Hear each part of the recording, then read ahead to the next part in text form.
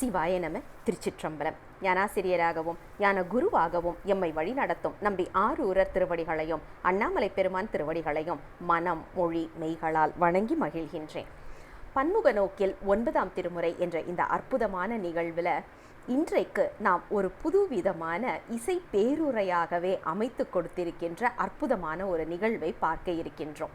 அதாவது 9ஆம் திருமுறையில் ஒவ்வொரு பதிகமாக எடுத்து 9-14 என்ற தலைப்பில் அந்த 9 அந்த பதிகத்தில் வரக்கூடிய 14 சைவ சித்தாந்த சாத்திரங்களுடைய சார்புகளை பற்றி நமக்கு கடலூரில் இருந்து சிவசா சுப்புராயன் ஐயா அவர்கள் நமக்கு சொல்லி வந்துட்டுருக்கிறாங்க.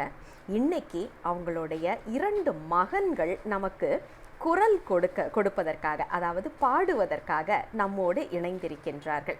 குழந்தைங்க பாட, அப்பா அதற்கு பொருள் சொல்ல, இன்னைக்கு ஒரு அழகான குடும்ப கச்சேரியாகவும் அதே நேரத்தில் இளைய தலைமுறைகளை எப்படி ஆற்றுப்படுத்த வேண்டும் என்று நமக்கு மறைமுகமாக சொல்லிக் கொடுக்கும் விதமாகவும் இதை அமைத்து கொடுத்திருக்கின்றார் பெருமான் அப்படின்னு தான் சொல்லணும். ஐயா அவர்களுக்கு குரல் சரியில்லை, உடல் நலம் சரியில்லாத காரணத்தினால, ஆனால் அப்போவும் பதிவை விடக்கூடாது அப்படின்ற அந்த கமிட்மெண்ட்டை ஐயா கிட்டேருந்து நாம் கற்றுக்கணும். ஆனால் அப்பாவுக்கு ஒரு சிரமம் அப்படின்னும் போது தோள் கொடுக்கக்கூடிய பிள்ளைகளாக இருக்க வேண்டும் அப்படிங்கிறது இந்த 2 பிள்ளைங்கள்கிட்டருந்தும் நாம் கற்றுக்க வேண்டிய ஒரு விஷயம். இன்றைக்கு பதிகத்தில் இருந்து நமக்கு ஒரு பாடம் பெருமான் கொடுப்பதை விட பொழிவாளர்கள் மூலமாக நமக்கு ஒரு பாடம் கொடுத்திருக்கின்றார் என்றுதான் சொல்ல வேண்டும். தாமதிக்காமல் இசை பேருரையை சைவ சித்தாந்த நோக்கில் பார்ப்பதற்கு நாங்களும் தயாராக இருக்கின்றோம், நீங்களும் தயாராக இருப்பீர்கள் என்று நினைத்து ஐயாவிடம் மேடையை ஒப்படைக்கின்றேன். சிவாய நம. திருச்சிற்றம்பலம். சிவா திருச்சிற்றம்பலம். எப்பொருட்கண்ணும் மண்ணி இலங்கிடும் அறிவாம் ஈசன், அப்படி விளங்குகின்ற தரிதலே சிவன் தனக்கு மெய்ப்படு பூசை மற்றொரு செயலினால் அன்று மெய்யே, இப்படி ஞானம் தன்னால் இறைஞ்சிடப்படுவான் ஈசன். அருளாதொழிந்தாள் அடியேனை அஞ்சேல் என்பார் ஆங்கு, பொருளா என்னை புகுந்தாண்ட பொன்னே பொன்னம்பல கூத்தா, மருளார் மனத்தோடு உனை பிரிந்து வருந்துவேனை வா என்றும், தெருளார் கூட்டம் காட்டாயேல் செத்தே போனாள் சிறியாரோ, சிரிப்பார் கழிப்பார் தேனிப்பார் திரண்டு திரண்டு உன் திருவார்த்தை விரிப்பார், கேட்பார் மெச்சுவார் வெவ்வேறிருந்துன் திருநாமம் தரிப்பார், பொன்னம்பலத்தாடும் தலைவா என்பார் அவர் முன்னே, நரிப்பாய் நாயேன் இருப்பேனோ நம்பி இனித்தான் நல்காயே.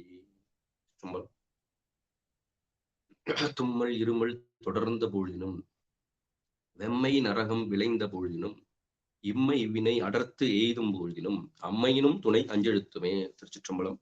அங்கு இங்கு எனாதபடி எங்கும் பிரகாசமாய் விளங்கும் எல்லாம் அல்ல முழுமுதல் பொருளான சிவபெருமான் திருவருளாலும் 9ஆம் திருமுறை ஞான ஆசிரியர்களின் குருவர்களாலும் பன்முக நோக்கில் 9ஆம் திருமுறை என்ற ஓராண்டு தொடர் ஞான வேள்வியிலே இன்று 217வது நாளிலே 9-14 பாகம் 18, அதாவது 9ஆம் திருமுறையில் 17வது திருப்பதிகமாக இருக்கக்கூடிய திருக்கருவூர் தேவர் அருளி செய்த திருவிடை மருதூர் பதிகத்தில் இருந்து சித்தாந்த கருத்துக்களை நாம் சிந்திக்க இருக்கின்றோம் இறைவனுடைய பெரும் கருணையாலே. இன்று இந்த பொழிவே நம்ம எப்போதும் இருப்பது போல் அல்லாமல் இறைவன் வேறு ஒரு வடிவத்திலே கருணை செய்திருக்கிறார். அது என்ன அப்படின்னு சொன்னா, அந்த தும்மல் இருமல்னு சொன்னோம். இந்த பாடலை பாடக்கூடியவர்களாக இங்கே மெய்கண்ட சிவம் அருணந்த சிவம் இருவரும் இருக்கிறார்கள். அவர்கள் பாடுவார்கள். அந்த பாடிய பிறகு அந்த பாடலில் பொதிந்துள்ள சைவ சித்தாந்த கருத்துக்களை அடியேன் சொல்ல இன்றைய பொழிவு அமைய இருக்கின்றது என்பதை மகிழ்ச்சியோடு தெரிவித்துக் கொண்டு, இன்றைய 9-14-18 திருவிடை மருதூர் திருப்பதிகத்தை நாம் சிந்திக்க இருக்கின்றோம். அதாவது மருத மரம் தளம் மரமாக இருக்கக்கூடிய திருத்தலங்கள் 3. அவை வடக்கே மல்லிகார்ஜுனம் அது சீப்பற்பதம் அப்படின்னு நம்ம சொல்லுவோம். அப்புறம் பாண்டி நாட்டிலே திருப்புடை மருதூர். மூன்றாவதாக இருக்கக்கூடியதான், இவை இரண்டுக்கும் இடையில் இருக்கக்கூடியதுதான் நாம் இன்று சிந்திக்க இருக்கின்ற திருவிடைமருதூர். அது சோழ நாட்டிலே அமைந்துள்ளது. ஆக இது ஏன் இடைமருதூர் என்று பெயர் பெற்றது என்று சொன்னால், வடக்கே ஒரு மருத மர தலத்தை உடைய திருத்தலமும் இங்கு பாண்டிய நாட்டிலே திருப்புடை மருதூருக்கும் இடையில் இருப்பதால் இது திருவிடை மருதூர் என்று அழைக்கப்படுகிறது. இந்த திருத்தலத்திலே இறைவனுடைய திருப்பெயர் மருதவாணர் மற்றும் மகாலிங்கேஸ்வரர் என்று அழைக்கப்படுகிறார். அம்மையின் பெயர் நன்முலை நாயகி என்று சொல்லப்படுகிறது.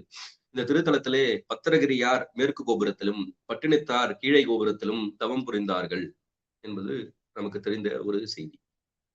மகாவித்வான் மீனாட்சி சுந்தரம் பிள்ளை உலா இந்த திருவிடைமருதூர் திருத்தலத்திற்கு ஒரு உலா ஒன்று பாடியுள்ளார். அந்த திருவிடைமருதூர் தெரு அழகு என்பது பழமொழி. தெருவே அழகாக இருக்குமா அந்த திருவிடைமருதூர் என்பது. இது பஞ்சமப்பண்ணிலே அமைந்துள்ளது. இந்த பதிகம் இறைவன் இடைமருதூரை இடமாக கொண்டு எழுந்தருளிய சிறப்பை வியந்து அருளி செய்து.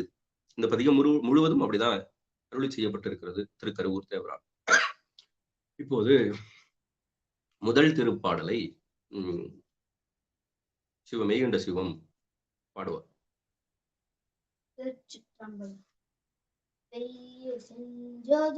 மன்னதம் பொலிய வீங்கிரு நடு நன்யமத்தோ பைய செம்பாதல் பருமணியுமிழ்ந்த பாவியன் காதல் செய்காதில் ஐயசன் பொன் தொட் அவ்விர் சடை பொழிப்பின் அழிவழுகிய திருநீற்று மைய சிங்கண்டத்து அண்டவனவர்கோன் மறுவிடம் திருவிடை மருதே.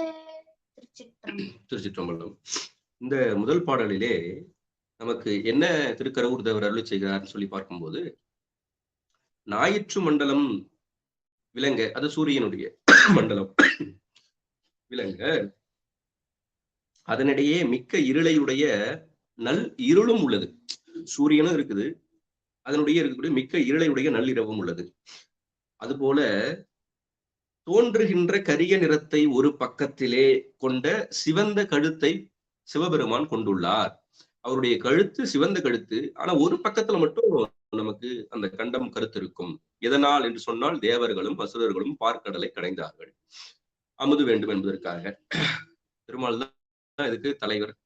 கடைஞ்சாங்க, வரல, விஷம்தான் வந்துச்சு, அழகால விஷம் வந்தது. அதனால எல்லாரும் பயந்து சிவபெருமானிடம் பஞ்சமடைந்தார்கள். உடனே சிவபெருமான் என்ன சொன்னாரு, இந்த கதை நமக்கு தெரியும், வரலாறு. நம்முடைய சுந்தரரை அழைத்து அவ்விடம் இவ்விடம் கொண்டு வா என்று ஆணையிடுவார். அப்படி ஆணையிடும் போது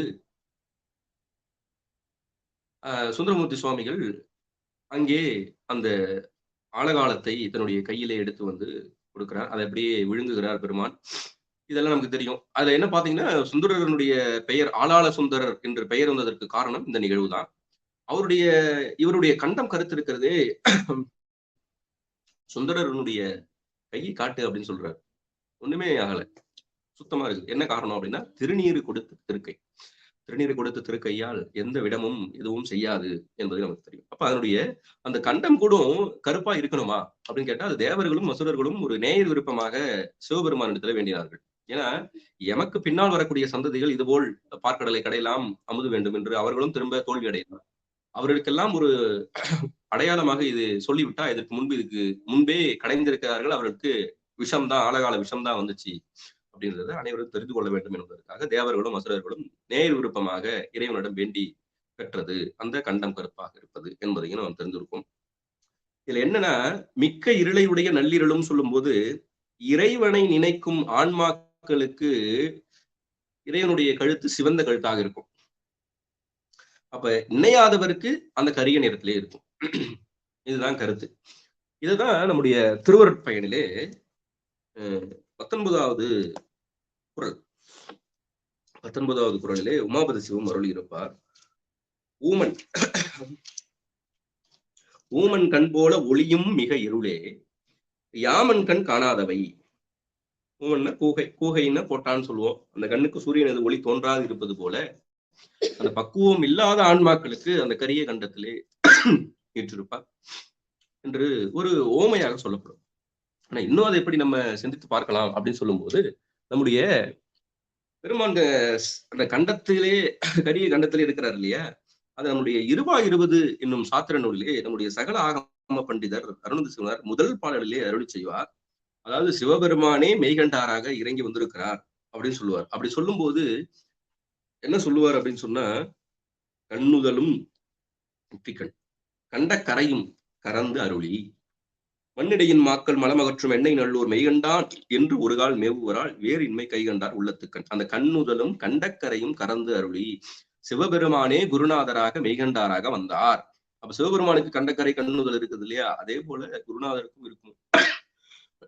அப்ப குருவே சிவம் என்பது திருமூலருடைய வாக்கு என்பதை நாம் தெரிந்து கொள்ளலாம். இதுதான். அடுத்தது 2வது பாடலை நம்முடைய அருணந்தி சிவம் பாடுவோம். முழுவதும் பணிக்க இணையடி தொழுத்தெழு தாம் போய் நாகம் மேகலை அறையா அகந்தோறும் பதிலே அடிகள் தந்திரி வீணை கீதமும் பாட சாதிக்கின்றதும் ஒளிப்ப மந்திர கீதம் தீங்குழலெங்கும் மறுவிடம் திருவிடை மருதே. திருச்சிற்றம்பலம். இதுல அந்த விண்ணுலக தேவர்கள் எல்லாம் தம்மை முழுதும் வணங்கி கொண்டிருக்கிறார்கள். சிவபெருமானை தம்மை விண்ணுலகம் முழுவதும் வணங்கி நிற்க தாம் போய் ஒவ்வொரு இல்லங்களிலும் பிச்சைக்கு உழல்கிறார். பிச்சைக்கு உழல்கிறார் சிவபெருமான். இது என்ன காரணம்? இது எளிவந்த கருணை. இது எளிவந்த கருணைன்னா என்ன அப்படின்னு சொன்னா, ஆணவத்தை பிச்சையாக கேட்கிறார் பெருமான். ஏன்னா அதுதான் பெருமானிடத்துல இல்லாதது, நம்மிடத்துல இருப்பது. அதனால ஆணவத்தை பிச்சையாக கேட்பதுதான் இறைவனுடைய செயல். இதுதான் நமக்கு போற்றி பகருடையில உமாபதி சிவம் முதலிலே அருள் இருப்பார். அதாவது விண்ணுலகம் முழுவதும் வணங்கி நிற்க இவர்களெல்லாம் இறைவன் எப்படி எளிமையா இருக்கிறான், இந்த ஒவ்வொரு இல்லங்களிலும் வருகிறான் இல்லையா, அது அழகா முன்னாடி அருளி செய்வார். பூமண்ணும் நான்முகத்தோன் புத்தேலிர் ஆங்கு அவர்கோன் மாமண்ணு சோதி மணிமார்பன் நாமண்ணும் வேதம் வேதாந்தம் விளக்கம் செய் விந்துவுடன் நாதம் நாதாந்தம் நடுவேதம் போதத்தால் ஆமளவும் தேட. இது எல்லாம் தேட. இந்த விண்ணுலகம் நீங்க சொன்னாங்க, இது மொத்தமா சொல்லிட்டாரு. அளவு இறந்த அப்பாலை சேம ஒளி எவரும் தேரும் வகை மாமணி சூழ் மன்றுள் நிறைந்து பிறவி வழக்கு அறுக்க நின்ற நிறுத்த நிலை போற்றி என்பது அந்த முதல் ஆனந்த நடன வணக்கம். இது இந்த கருத்தை தான் அங்கு போற்றி பகருடையிலே உமாபதி சிவம் அருளி செய்கிறார் என்பதை நாம சிந்தித்து பார்க்கலாம். அடுத்தது 3வது பாடல் மெய்கண்ட சிவம். பணிப்படு மதியம் பழில் கொடுத்தன்ன பலவம் வினை என்றிங்கன் வினைப்படு கனகம் ஒளியவையும் வீங்குல கோழி வர நிறைந்து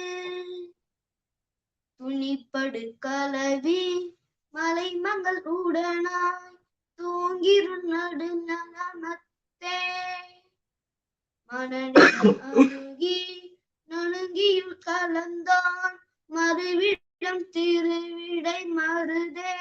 திருச்சிற்றம்பலம். இதுல முதலிலே வயல் கொழுந்து கொழுந்து சொன்னாரு. அப்புறம் பல்லவம்னா தளிர், வள்ளினா கொடி. இதுல வினைபடு கனகம் போல யாவையுமாய் வீங்குல ஒழிவர நிறைந்து என்று சொல்றாரு. கனகம்னா பொன், அது தெரியும். அதாவது பொன் ஒன்றே பல பொருள்களாய் நிற்றல் போல இறைவன் தான் ஒருவனே எல்லா பொருள்களுமாய் நிற்கின்றான் என்ற கருத்தை கருவூர் தேவர் இங்கே அருள் செய்தார். இந்த கருத்து நமக்கு பொதுவா பார்க்கும்போது சைவ சித்தாந்தம் படிக்கும் போது சிவப்பிரகாசத்திலே இது அபேதவாதிகளினுடைய கருத்து, இது சைவ சித்தாந்தத்திற்கு உடன்படாதது, சைவ சித்தாந்தத்திற்கு முரண்பாடானது என்று அங்கே அருளி செய்வார். அப்ப இது எப்படி பார்க்கணும், கருவூர் தேவர் அருளி செய்தது அப்படின்னு சொல்லி பார்க்கும்போது, இது பொன் ஒன்றே பல பொருள்களாய் நிற்றல் போல தான் ஒருவனே எல்லா பொருள்களுமாய் நிற்கின்றான், இது அபேதவாதிகளினுடைய கூற்று. ஆனா அது எப்படி சொல்றாங்கன்னா, பிரம்மமே ஆன்மாவாக பரிணமிக்கிறது. அப்ப இங்க சொன்னது கருவூர் தேவர் இங்க சொன்னது பரிணாமம் கூறியது அன்று. அப்ப இது எங்க எதை பொருட்டு இங்க சொல்லி இருக்கிறார், அருள் இருக்கிறார்னு சொல்லி நம்ம சிந்திக்கும் போது கலப்பு பற்றி கூறியது இறைவன் இந்த உயிரோடும் இந்த உலகத்தோடும் கலந்து இருக்கக்கூடிய கலப்பு பற்றி கூறியதுதான் இந்த ஓமை. அந்த ஓமையை அந்த ஒருபடை ஒப்பாக நாம் எடுத்துக்கொள்ள வேண்டும் என்பதை நாம் புரிந்து வரணும். அப்புறம் என்ன சொன்னாரு 3வது அடியில, துணிபடு கலவி மலைமகள் உடனாய் தூங்கிருள் நடுநல் யாமத்து அப்படின்னு சொல்லும்போது அம்மையும் அப்பனுமாக இருக்கக்கூடிய நிலை, அது போக வடிவம். இறைவனுடைய 3 வடிவம் சொல்லப்படும். வேக வடிவம், யோக வடிவம், போக வடிவம். இங்க சொல்லப்பட்டது போக வடிவம். அப்புறம் கடைசியில மனநிடை அணுகி நுணுகியுள் கலந்தோன், நுணுகி உள் கலந்தோன் என்பது நம்முடைய சிவபுராணத்திலே நுணுக்கரிய நுண்ணுணர்வே என்று நம்முடைய மணிவாசக பெருமான் அருளி செய்வார் இல்லையா, அதுதான். இதுல ஒரு குறிப்பு, துணிவடு கலவி மலைமகள் உடனாய் தூங்கிருள் நடுநல் யாமத்து என் மனநிடை அணுகி நுணுகி உள் கலந்தோன் மறுவிடம் திருவிடை மருதூரே. இது எப்படி பார்க்கணும் அப்படின்னு சொன்னா, இது நம்ம 20 என்ற ஒரு நூலை நமக்கு சகல ஆகம பண்டிதராக இருக்கக்கூடிய அருணந்தி சிவம் அருளி செய்திருக்கிறார். அதுல ஒரு பாடல், அதாவது அது பதி இயல்பு சொல்லக்கூடிய 2வது பாடல். அதுல இருக்கக்கூடிய கருத்தை மட்டும் நம்ம சிந்திப்போம். அதாவது, எப்ப இறைவன் என்னோடு சேர்ந்தான், நடுநல் யாமத்து என் மனநிடை அணுகி நுணுகி உள்கலந்தோன்னு சொல்றாரு இல்லையா, எப்ப சேர்ந்தான் என்று ஒரு வினாவும் விடையுமாக இது 20 அற்புதமாக சகல ஆகம பண்டிதராம் அருணந்தி சிவம் அருளி இருப்பார். அதாவது, தொடக்கமில் காலம் தொட்டு, அதாவது அனாதி கேவலம் என்பது அந்த தொடக்கமில் காலம் தொட்டு என்னை விட்டு என்றுமே நீங்கி நீ நின்றது இல்லை, எப்போதும் என் கூட தான் இருக்கிற. அதுதான் எங்க சொல்லிருக்காரு, நடுநல் யாமத்து என் மனநிலை அணுகி நுணுகி உள் கலந்தோம். சரி, என்பது உண்மை. அப்படின்னா அடியனுக்கு அறியாமை எப்படி ஏற்பட்டது, இந்த ஆணவமலம் எப்படி என்னை பற்றுச்சு, நீ இருக்கும்போது எப்படி அறியாமை வந்துச்சுன்னு கேள்வி கேட்கிறாங்க. அதுக்கு திரும்ப பதில் சொல்லும்போது, ஆன்மாவாகிய நான் தான் ஆணவ மலத்தை விடாமல் பற்றி கொண்டிருக்கிறேன், ஆணவத்தை விட்டு நான் நீங்காமல் இருப்பதால் அறியாமை எனக்கு ஏற்பட்டது அப்படின்னு சொன்னா, அப்புறம் திரும்ப ஆணவ மலம் என்னை மறைத்து எனக்கு அறியாமையை விளைவித்த போது நீ என்னை விட்டு ஓரிடத்தில் ஒதுங்கி நின்றாய். அப்ப என்னை ஆணவ மலம் மறைச்சது இல்ல, அப்பயே நீ தடுத்துருக்கணும் இல்ல, ஆணவ மலத்தை போக்கி இருக்கணும் இல்ல, ஆனா என்ன பண்ண, ஒரு ஓரமா நின்று வேடிக்கை பார்த்த, இது நியாயமா அப்படின்னு கேட்கும். அப்ப என்னை விட்டு என்றும் ஒதுங்கி நிற்கவில்லை என்றும் என்னோடு எக்காலத்தும் கூடியே நிற்கிறேன் என்றும் நீ சொல்கிறாய், எப்போதும் ஒன்றாய் வேறாய் உடனாய் இருக்கிறாய்ன்னு நமக்கு சித்தாந்தம் சொல்லுது. அப்ப எப்போதும் ஒன்னாதான் இருக்கிறேன்னு சொல்றியே, அப்புறம் எப்படி அறியாமை வந்துச்சு?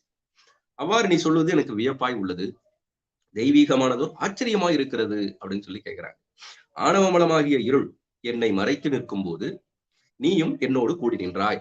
ஆணவ மலம் மறைச்சிருக்கும் போது நீ என் கூட தான் இருந்த, அனாதி கேவலத்துல எப்போது இறைவன் ஆன்மாவோடு கலந்துதான் இருக்கான், என்னோடு கூடி நின்றாய் என்பது எனக்கு வியப்பாய் இருப்பதற்கு காரணம், வேதங்கள் எல்லாம் உன்னை பொய்க்கு பகைவன், ஆணவ மலம் பொய் தானே, அப்ப அதுக்கு பகைவன் சொல்லுது இல்லையா? அப்ப இன்னும் நீ இயல்பாகவே தூய தன்மை உடையவன், பாசங்களிலிருந்து நீங்கியவன், பேரொளி பிழம்பு, இப்படிலாம் உனக்கு இலக்கணம் சொல்லப்படுகிறதே. அப்ப பிறப்பிறப்பாற்றவன் அப்படின்லாம் சொல்லப்படுதே. அப்ப பெரும் பேர் இப்படிப்பட்ட ஒரு சிறப்புடையவன் நீ. அப்ப நான் மலமறைப்புக்கு உட்பட்டு இருந்த போது என்னோடு கூடி நின்றாய் என்பது எப்படி? அப்ப நான் மலமறைப்பு இருக்கும்போது என்னோடு நீ கலந்துருக்கா, அப்ப நீயும் கலந்துருவிய, அப்ப நீ உன்னையும் அது தாக்கிடுமா அப்படின்னு சொன்னா தாக்காது. அந்நிலையில் நீ என் அறிவுக்கு வேறாய் நின்று எனக்கு அறிவித்துக் கொண்டு நின்றாய் என்கிறார். அப்பதான் சொல்றாங்க, அறிவுக்கு வேறாய் நின்று அறிவித்துக் கொண்டிருக்கிறார். அவ்வாறு என்னை விட்டு நீ வேறாய் நின்றாய் என்றால் எல்லா பொருள்களிலும் கலந்து ஒன்றாய் வியாபித்து நின்றாய் என்பது பொருத்தம் இல்லாததாகி விடுமே.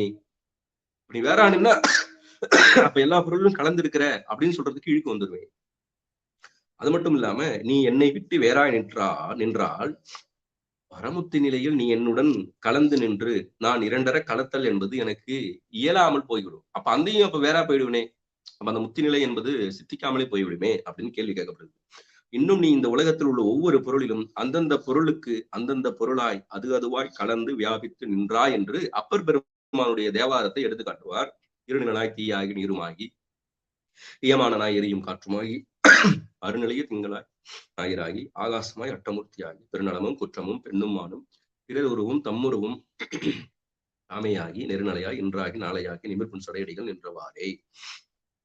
அப்பரடிகள் அருள் செய்தார் இல்லையா? இது நீ முழு நிறைவு உடையவன் என்பதை சொல்லுது. அதை எப்படி ஏற்பது அப்படின்னு சொன்னா, இறைவா எனக்கு நீ அறிவிக்கும் போது எனக்கு வேறா என்று அறிவிப்பாயா, இல்ல என்னோடு கூடி உடனா என்று அறிவிப்பாயா என்பதை நீ சொல்லணும்.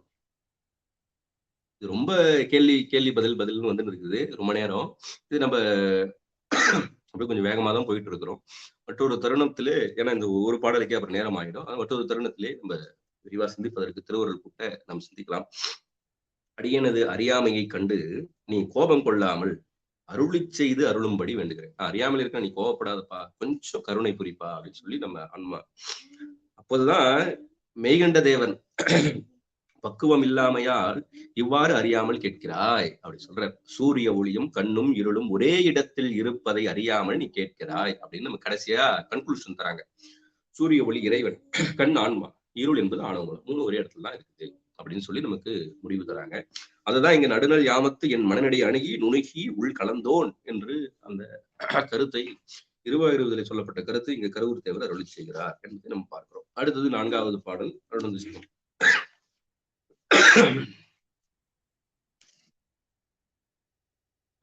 சோதி மணியும் கலந்தான் அடியனுள் கலந்தடியேன் பணிமகிழ்ந்தருளும் அறிவை பக்கத்தன் படசடை விடமிற்ற அடிகள் துணியும் ஆடை அறையில் ஒரு ஆடை உடலும் தர அதன் அருகே மணியும் நாக மணியும் மறுவீடும் திருவிடை மருந்தே.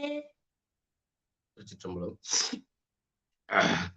இதுல முதலடியில மணியினுள் சோதி கலந்தாங்கு அடியேனுள் கலந்து அடியேன் என்று அருளி செய்கிறார். அது வந்து சோதினா ஒளி, மணியினுள் சோதி கலந்தது போல அடியனுள் கலந்து இருக்கிறான் இறைவன். அதாவது இறைவன் அடியாரது உள்ளத்தில் கலந்தான். அப்ப இறைவன் அடியாரது உள்ளத்தில் கலத்தல் என்பது அதுதான் இயல்பான இயற்கை கலப்பு. நாம இந்த உடலோட ஆணவ மலத்தோட கலந்திருப்பது என்பது செயற்கை கலப்பு. அதுதான் நம்ம வந்து அறிவுல ஒத்த சாதி சிவமும் ஆன்மாவும் சொல்லுவோம். இது வேற வேற, இது ரெண்டுமே பொருந்தாது.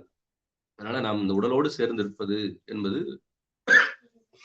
பொருந்தாது. இதுக்காக உடலோடு சேர்த்து வச்சிருக்கான் இறைவன் அப்படின்னு சொன்னா நம்முடைய ஆணவ மலத்தை போக்கிக் கொள்வதற்காக அவன் அருளால்.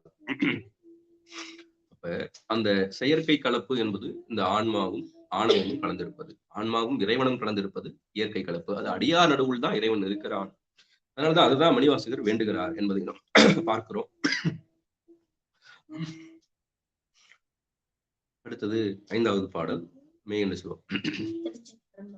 பந்தமும் பிரிவும் பொருட்பல பணுகள் வழி வழி சென்றேறி சிந்தையும் தானம் கலந்ததற்கல்வி தெரியினும் தெரிவுற வண்ணம் எந்தையும் தாயும் ஞானமன்றிங்கன் என்னில் பல்லூரில் உடனாய் வந்தனங்காது நெருங்கியும் கலந்தான் மறுவிடம் திருவிடை மருதே.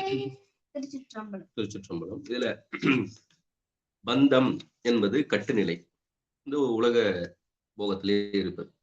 பிரிவு என்பது வீட்டு நிலை, இறைவனோடு கலந்திருப்பது.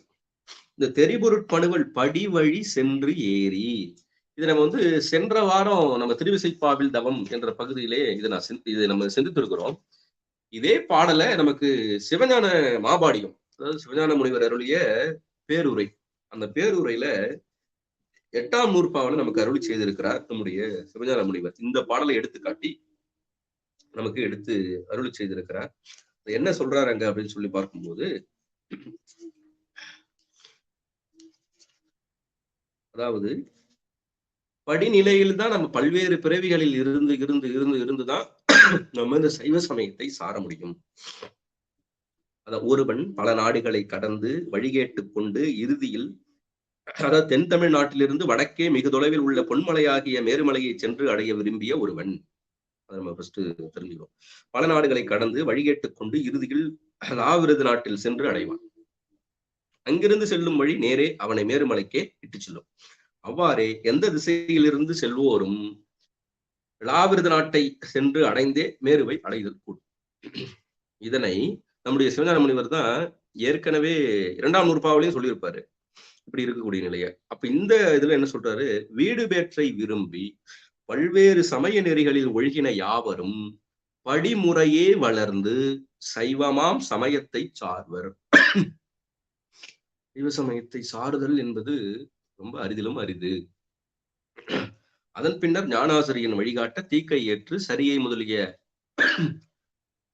தவமாகிய 3 நெறிகளிலும் நின்று இறுதியில் அந்த ஞான நெறியை பின்பற்றி வீடு பேறு அடைவர். இதை கருவூர் தேவனுடைய பாடல்ல நமக்கு மேற்கோளை எடுத்து காட்டி, இந்த பாடலை எடுத்து காட்டி அதுக்கு பாடலுக்கு என்ன பொருள் அப்படின்னு சொன்னா, கட்டுநிலை வீட்டு நிலை ஆகிய இரண்டனையும் பற்றி வேறு வேறு எடுத்துரைக்கும் அருள் நூல்களின்படி ஒழுகி, பல்வேறு கோட்பாடுகள் நமக்கு எடுத்து காட்டுகின்றன. அப்ப அதுல ஒழுகி பல்வேறு பிறவிகளில் ஒழுகி அறிவு சிறிதாக முதிர்ந்து மேல் ஏறி சென்று சைவ நெறியை சார்ந்து, அதுதான் ரொம்ப முக்கியம். என் சிந்தையில் கலந்திருக்கின்ற இறைவன் ஆராய்ந்தாலும் அறிய ஒண்ணாது தானும் தன் தையலும் சிவமும் சக்தியும் ஆனும் பல்ஊழிகளாய் வேறின்றி ஒன்றாயிருப்பதனை எனக்கு உணர்த்தினார்.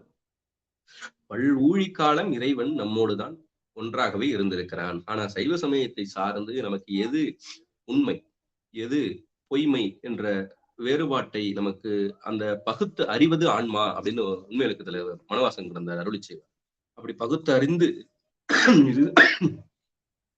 இதுதான் மெய்நெறி, இது பொய் நெறி என்று தெரிந்து சைவ சமயத்தை சார்ந்து இருக்கக்கூடிய ஆன்மாக்கள் தான் கடைசியா அவனுக்கு அந்த ஆன்மாவுக்கு விடுவரை தருவான். அப்படிப்பட்ட இறைவன் வீட்டு இருக்கக்கூடிய இடம் திருவிடை மருதூர் என்று அருளி செய்வார் என்பதையும் நம்ம பார்க்கிறோம்.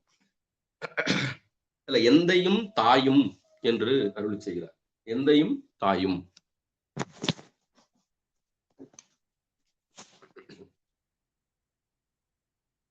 எந்தையும் தாயும் என்று அருளி செய்வது வந்து நம்முடைய திருக்கலிட்டப்படியார்ல அம்மையப்பரே உலகுக்கு அம்மையப்பர் என்று அறி அப்படின்னு சொல்லும்போது, இந்த பிறவியில மட்டும் இல்ல, எத்தனையோ பிறவிகள்ல நம்முடைய இறைவன் தான் நமக்கு அம்மையப்பராக விளங்குகிறான் என்பதை நாம தெரிஞ்சிருக்கிறோம். அந்த பாடல நம்ம பலமுறை சிந்தித்திருக்கிறோம்.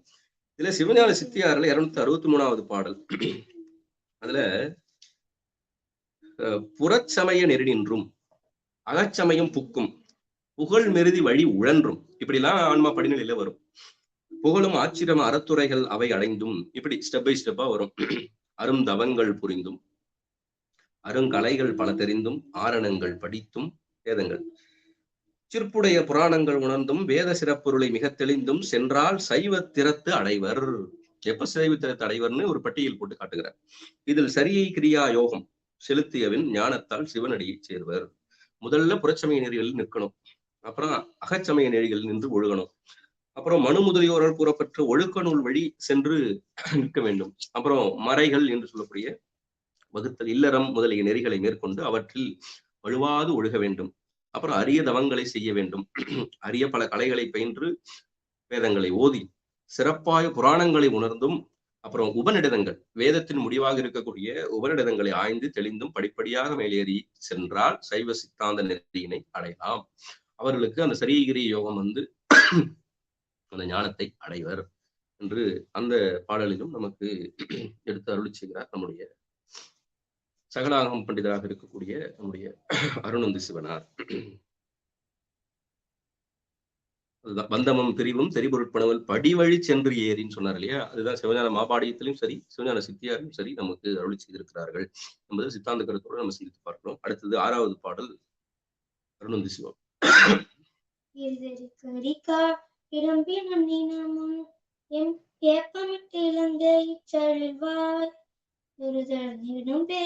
கணமிழந்தாடும்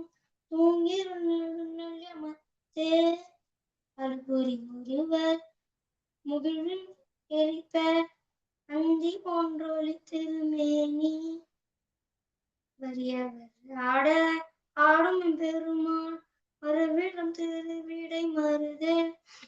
இந்த பாடல்ல ஒரு பேய் கூட்டம், அதுதான் முதல்ல ஒரு அடைப்படி கொடுத்து சொல்றாரு. பேய் கூட்டம் குதித்து ஆடும் இருள் செறிந்த பெரிய நடு இரவில்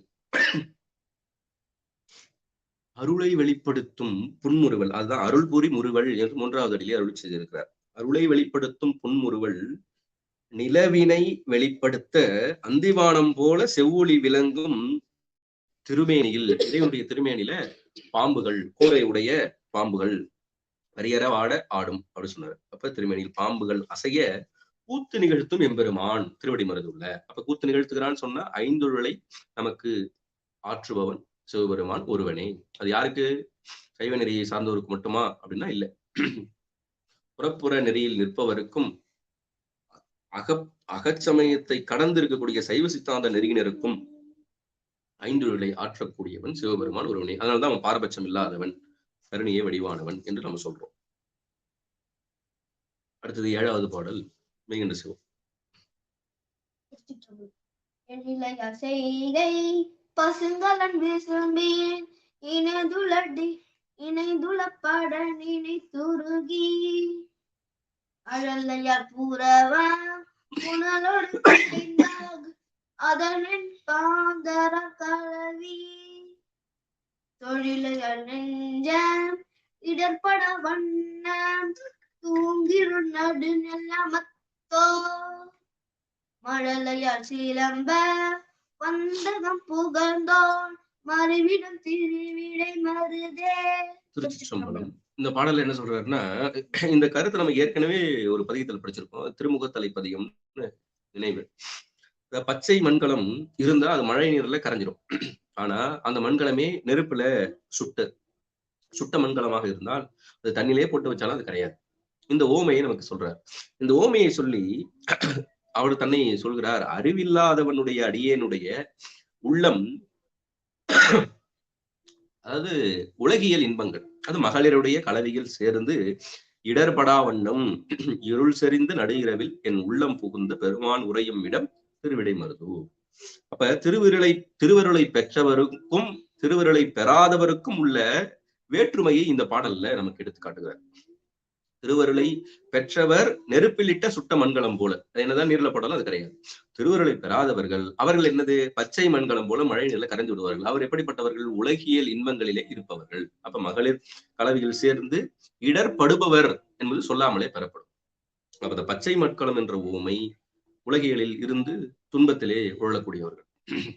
நெருப்பில் இடப்பட்ட சுட்ட மண்கலம் என்பது இறைவனுடைய திருவருளை பெற்று குருநாதர் இறைவனை குருவாக வந்து தீக்கையெல்லாம் செய்து வைத்து இடர்படா வண்ணம் இறைவன் அந்த ஆன்மாவினுடைய உள்ளத்திலே புகுந்து ஒரு அருளை வழங்கக்கூடியவன். அப்படிப்பட்டவன் இருக்கக்கூடிய இடம் திருவிடை மருதூர் என்று சொல்கிறார். இதே கருத்தை நம்முடைய அது எப்படிதான் இருக்கார் பாருங்க. சிவஞான சித்தியார்ல 308வது திருவிருத்தம், அதுல நமக்கு ஒரு அற்புதமான கருத்தை நம்முடைய சகல ஆகம் பண்டிதர் அருள் செய்கிறார். நாடுகளில் புக்கு உழன்றும் காடுகளில் சரித்தும் நாகமுழை புக்கு இருந்தும் தாகம் முதல் தவிர்ந்தும் நீடு பல காலங்கள் நித்தராய் இருந்தும் நின்மல ஞானத்தை இல்லார் நிகழ்ந்திடுவர் பிறப்பில் ஏடுதரும் மலர்குழலார் முளைத்தலைக்கே இடைக்கே எரிவிழியின் படுகடைக்கே கிடந்தும் இறைஞானம் கூடுமவர் கூடறிய வீடும் கூடும்படி குஞ்சித்த சேவடியும் கும்பிட்டே இருப்பர். அங்க ஒரு கருத்து சொல்றாரு. அந்த சிவஞானம் பெற்றவர்கள் அவர்களுக்கு பரமே பார்த்திருப்பர், பதார்த்தங்கள் பாரார்னு சொன்னாலும் அந்த பதார்த்தங்களோடு அவர்கள் தொடர்பு கொண்டாலும் அதிலே தாமரை இலை தண்ணீர் போல ஒரு கூழாங்கல் தண்ணீரிலே இருக்கும்போது எவ்வாறு அந்த தண்ணீரை ஒட்டாமல் இருக்கிறதோ அது போலதான் அவர்கள் இருப்பார்கள். அதுதான் சொல்றாரு இந்த பாடலுடைய கருத்தாக சித்தியார்ல. தவம் செய்வதற்காக புண்ணிய பகுதிகளுள் நாடுகளில் புகுந்தும் அப்புறம் திரிந்தும் காடுகளில் அலைந்தும் காய்கனி சருகுகள் அனைத்தும் தின்றும், இப்படிலாம் இருக்குது. சருகுகள் எல்லாம் தின்று மலைகளுக்கு சென்று யோகத்து அமர்ந்தும் அப்புறம் பசி நீர்வேட்கை முதலியன இல்லாத நெடுங்காலம் உயிர் வாழ பெற்றும் இப்படிலாம் இருக்கிறாங்க. இருப்போர் இறைவனின் திருவடி ஞானம் பெறாராயின், அப்படிலாம் இருக்கிறவங்க இறைவனுடைய திருவடி ஞானத்தை பெறாராயின், பெறலனா அவர்கள் மேலும் பிறவி உண்டு அவர்களுக்கு. ஆனா திருவடி ஞானம் பெற்றோர் மகளிர் இன்பத்தில் திளைத்திருந்தாலும் எய்துதற்கரிய வீட்டினை தலைப்படுவர் என்ற ஒரு கருத்தை அங்கே அருளி செய்கிறார். இங்கே அப்ப மகளிர் கலவையில் சேர்ந்து இடர்படா வண்ணம்னு சொல்றாரு பாருங்க. சேர்ந்து இடர்படா வண்ணம் என்பதுதான் சித்தியார் பாடலுடைய கருத்து. அப்ப சேராமல் இருப்பது என்பது ஒரு கருத்து, சேர்ந்து அதிலே தோயாமல் இருப்பது என்பது மற்றொரு கருத்து. அப்ப உலக இன்பங்களில் இருந்தாலும் அதிலே தோயாமல் தாமரைகளை தண்ணீர் போல இருப்பது என்பது சிவஞானியருக்கு உண்டு. அதுதான் சிவஞான சித்தியாரிலும் இந்த 7வது பாடலில் நம்முடைய 7வது பாடல்ல கருவூர் தேவரும் அருளி செய்கிறார் என்பதை நாம் பார்க்கிறோம். அடுத்தது 8வது பாடல் அருணந்த சிவம். ஐயவும் பெற்றும் பெற்றமே உடையா மாதவ காதவ தன்னை ஐயவம் செந்தி பட்ட இட்டை போல் விழுமியனும் என்கோ மையவரண்ண வந்திருந்த 100,000 கோடி மையவம் கண்ட அண்டவனென்கோன் ஒருவிடம் திருவினை மருதே. திருச்சிற்றம்பலம். முதல்ல 2வது அடியில சொல்றாரு, முன்பு பின்பு என்கோ. அப்ப இறைவன் எப்ப சேர்ந்தான் அப்படின்னு சொல்லும்போது அப்ப ஒரு காலத்தில் உள் வீட்டிருந்தது அன்று. இறைவன் ஒரு காலத்துல தான் உள்ள வந்தான் என்பது கருத்தன்று. அவன் எப்போதுமே அந்த ஆன்மாவோடு கலந்திருந்தான். அப்ப என்றுமே யாம் அவன் கலந்திருத்தல் என்பது.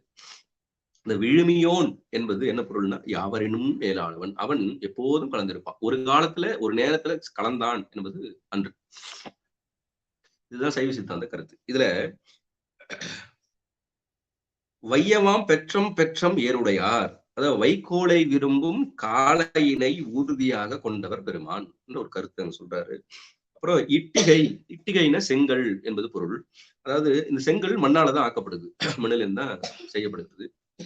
மண்ணால் ஆக்கப்படும் இது செந்தியில் வெந்த பின் நெருப்புல இட்ட பிறகு உரமாகி நிற்கும், உரமா இருக்கும். அதுபோல சிமிலர்லி பாசத்தால் கட்டுண்டு எளியவனாய் நின்ற யானும், நம்ம சொல்லிக்கணும், கருவூர் தேவர் சொல்றதா இந்த பாடல்ல வருது.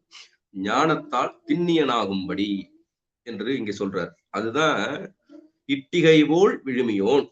அப்ப மண்ணாலாக்கப்பட்டது எப்படி செந்தியில் அந்த பின் உரமாகி நிற்கிறதோ, அது போல பாசத்தால் கட்டுண்ட, அந்த உலகியல்லே கட்டுண்ட சிவாய நமல இந்த எகரம் நமோடு இருக்குது. அதுல இருந்து நீங்கி சிவத்தோடு சேரணும். கட்டுண்டு எளியவனாய் நின்ற யானும் ஞானத்தால் திண்ணியனாகும் செய்ய வேண்டும்.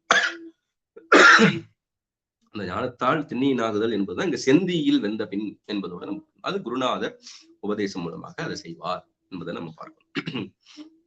அடுத்தது 9வது திருப்பாடல் மெய்கண்ட சிவம்.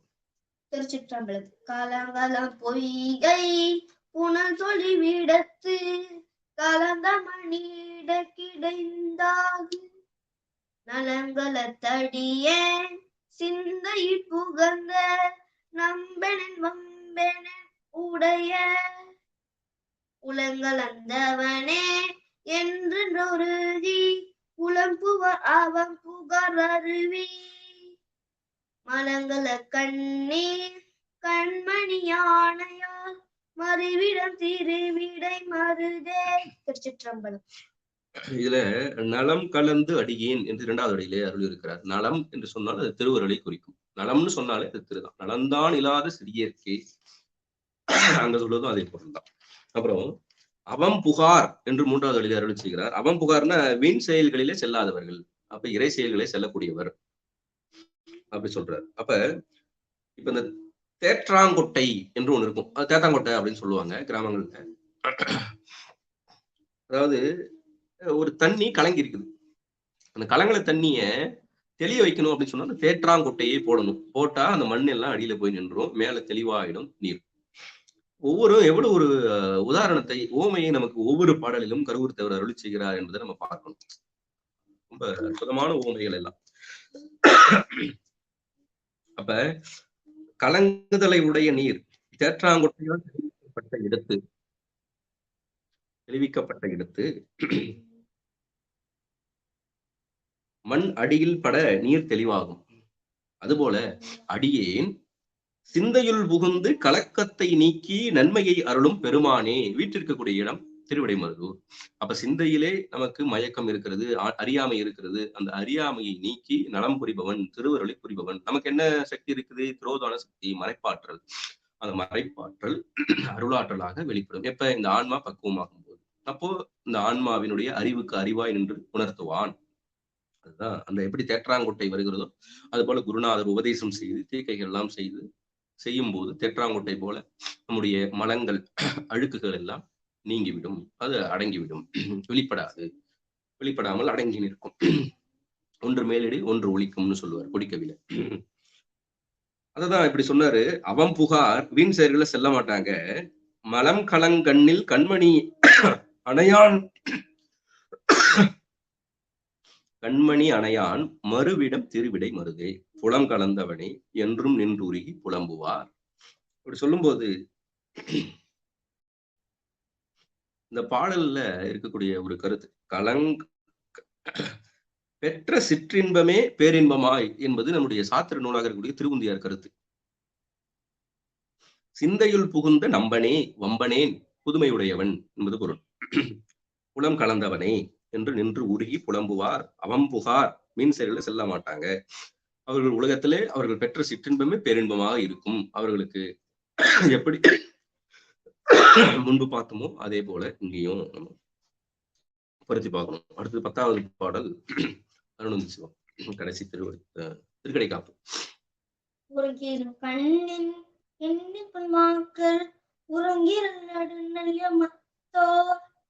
கருங்கண்ணின் இமைக்க செல்லும் சுடர் விளக்கம் கலந்தன கலந்துன கருவோ தருங்கரும் பண்ணை நீ தமிழ் மாலை தடம்பொழு மருதையால் உதித்த வருங்கரும் கண்ட அண்டவண்ண போன் மறுவிடம் திருவிடை மது. சரி, இதுல முதல்ல என்ன சொல்றாரு, எண்ணற்ற மெய்யுணர்வு இல்லாத மாக்கள். அதான் சொன்னாரு, எண்ணில் புன்மாக்கள். 2 கண்களும் ஒரு சேர மூடி உறங்கும் இருள் செறிந்த நடு இரவிலே. இந்த பாடல சொல்றாங்க, விழித்து கொண்டிருக்கும் ஒருவனுடைய கண்களில் மட்டும் சிவந்த சுடரின் வெளிச்சம் கலந்தார் போல இறையருளில் கலந்து மெய்யுணர்ந்தவர் கருவூர் தேவர். அந்த கருவூர் தேவர் அப்படிப்பட்டவர். இந்த கருத்து நமக்கு திருவுருப்பயன்ல வருது, உண்மை ஒழுக்கத்துல வருது. ஏற்கனவே நம்ம சிந்தித்திருக்கிறோம். அந்த மெய்யுணர்வு இல்லாத மாக்கள் ஒரு அதாவது நம்ம சொல்லணும் இல்லையா, ஒரு நடுவில் ஒரு ஸ்கிரீன் இருக்குது, கண்ணிலே புரை இருக்கிறது. இந்த புரை நீங்கி விட்டால் அந்த ஸ்கிரீன் போயிடும். அதன் பிறகு இந்த ஆன்மாவும் இறைவனும் கலந்துவிடும். அப்படி அந்த ஆணவ மலம் என்ற திரை நீங்கி இந்த ஆன்மாவும் சிவமும் ஒன்றாக கலந்தல் என்பது அத்துவிதம். அப்படிப்பட்ட நிலையில் இருந்தவர் நம்முடைய மெய்யுணர்ந்தவர் கருவூர் தேவர். அப்படிப்பட்ட கருவூர் தேவர் சொன்ன இந்த பாடலை தீந்தமிழ் மாலை கடம்புழில் மருதையாள் உதிப்ப உருங்கரும் கண்டத்து அண்ட வானவர் கோன் மறுவிடம் திருவிடை மருது. அண்ட வானவர் கோன் தேவர்களுக்கு தலைவனாக இருப்பர். இந்த பதிகத்தினுடைய 10 பாடல்களையும் பாடக்கூடியவர்கள் தேவர்களுக்கு தலைவனாக வீற்றிருப்பர் என்பது இந்த பதிகத்தினுடைய பயனை கருவூர் தேவர் அருளி செய்கிறார் என்று சொல்லி இன்றைய பொழிவை நாம் நிறைவுக்கு கொண்டு வருவோம்.